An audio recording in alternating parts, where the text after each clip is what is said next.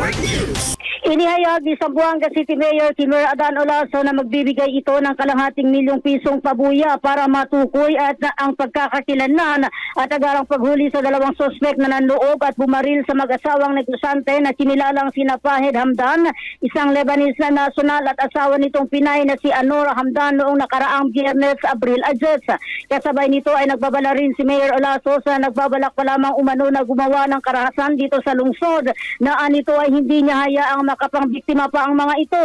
Nauna na rin nagbigay ng 48 oras si Mayor Olaso sa kapulisan upang mahuli ang mga sospek. Matatandaang ang mag-asawang Hamdan ay pinagbabaril ng dalawang sospek at batay sa kopya ng CCTV footage na kumakalat sa social media, nagpanggap na customer ang mga sospek.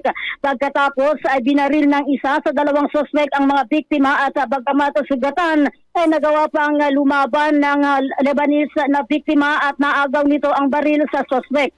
Sa isinagawang follow-up operation, na-recover naman ng mga otoridad ang motorsiklong ginamit ng mga sospek na sa isang barangay, subalit bigong mahuli ang mga ito. Ang mag-asawang Hamdan ay nagmamay-ari ng isang digital printing shop at internet cafe.